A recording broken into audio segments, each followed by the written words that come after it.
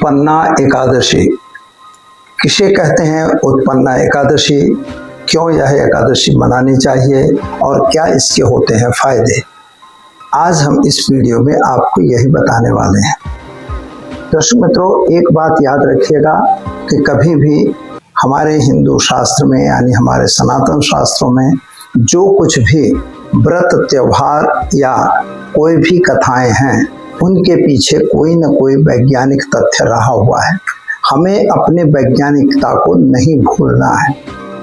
इसलिए यहाँ पर एक विशेष इम्पोर्टेंट बात ये कह रहा हूँ कि यह उत्पन्ना एकादशी है क्या और क्यों इसे मनाते हैं, इसके बारे में भी मैं आपको बताऊंगा। पहले हम भगवान विष्णु को वंदन करेंगे। ओम नमोस्तु अनंताय सहस्त्रमूर्तये सहस्त्रपादां चित्रोर्बाहवे सहस्त्रनामे पुरुषाय शाश्वते सहस्त्रकोटि युगधारिणे नमः। भगवान नारायण के चरणों में वंदन कर शुरू करते हैं हम आज का पंचांग। आज एकादशी का पर्व है मित्रों। शुरू करते हैं आज का पंचांग। कट कर दे जो भाई, हाँ रिटेक। आज मित्रों पंचांग के अनुसार आज एकादशी का व्रत किया जाएगा, जिस एकादशी को उत्पन्ना के नाम से जाना जाता है।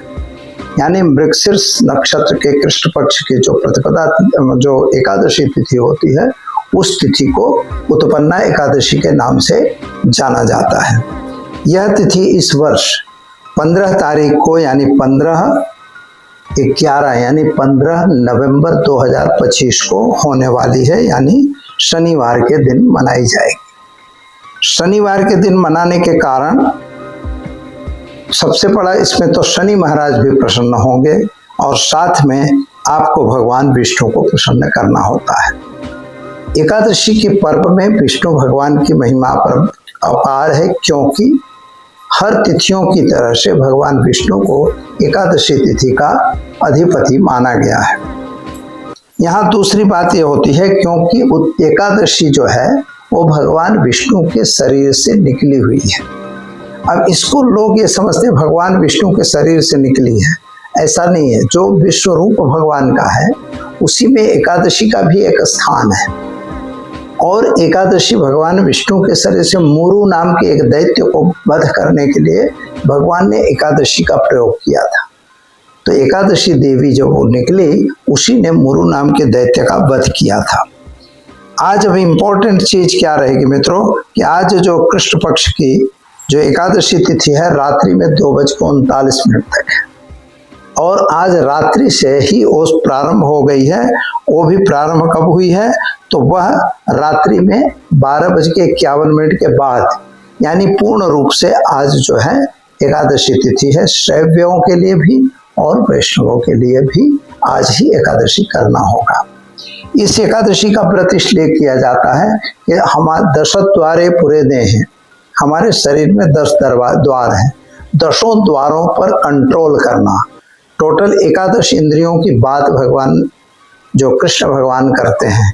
हमारी 11 मन भी एक इंद्रिय है, तो हमें मन, वचन, वाणी, श्वास, आँख, अपने हर अंगों को जो 11 द्वार हमारे शरीर में बनाए गए हैं, तो उन 10 द्वारे पूरे दे हैं। यह शरीर में जो 10 द्वार हैं, इनकी समाप्त की रक्षा करना, इन पर कंट्रोल करना, इसी का नाम है एकादशी। गलत न देखो, गलत न सुनो, गलत विचार न करो और गलत किसी के लिए सोचो मत। ये हर चीजें उसमें आगे, गलत काम न करो। चाहे वो 5 कर्म इंद्रिय हैं, 5 ज्ञान इंद्रियां हैं, तो 5 इंद्रियों नहीं, 10 इंद्रियों पे कंट्रोल। साथ में 11 इंद्रिय मन है, मन पर भी हमें कंट्रोल करना चाहिए। तो यहाँ पर एक बात आपको देखना होगा मित्रों कि जब ये एकादशी व्रत होता है तो मोक्षदायिनी एकादशी होती है। जब आप अपनी इंद्रियों पे कंट्रोल रखोगे, अपने कार्य और व्यवहार पे कंट्रोल रखोगे, जीव दया का मान सम्मान करोगे, प्रकृति का मान सम्मान करोगे, तो आपको ऑटोमेटिकली पुण्य की प्राप्ति होगी। और जब पुण्य की प्राप्ति होगी तो मोक्ष की प्राप्ति होगी। और मोक्ष को कहा जाता है पुनरपि जननम पुनरपि मरणम पुनरपि जननी जठरे शयनम। ये पुनः हमें जन्म भगवान मत देना। यानी हमें मोक्ष प्राप्त हो जाए।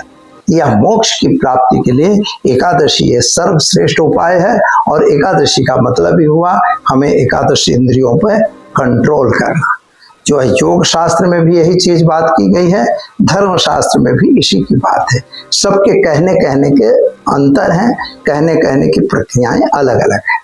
तो मित्रों, मैं प्रार्थना करूंगा आप सभी से कि आज भगवान विष्णु का पूजन करेंगे, साथ में एकादशी का व्रत रखेंगे। और व्रत में विशेष तो फलाहार लोग करते हैं, कुछ लोग 11 बार फलाहार करते हैं। ऐसा नहीं करना चाहिए। आपको अपने शरीर में 15 दिन के बाद एक दिन का लंघनम कुर्यात आयुर्वेद कहता है। तो आपको एक बार लंघन करना चाहिए, यानी उपवास करना चाहिए, जिससे आपके शरीर के अंदर जो भी रोग दोष हैं उनको आप जला सकते हो और आपका शरीर स्वस्थ रह सकता है।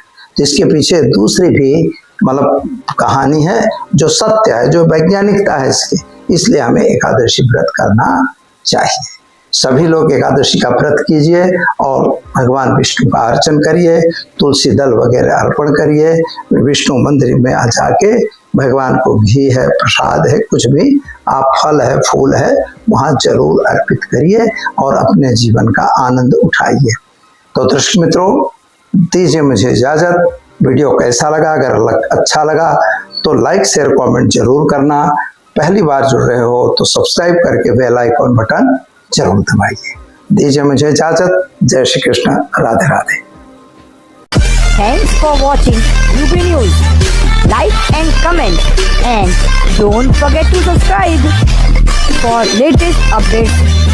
Subscribe our channel.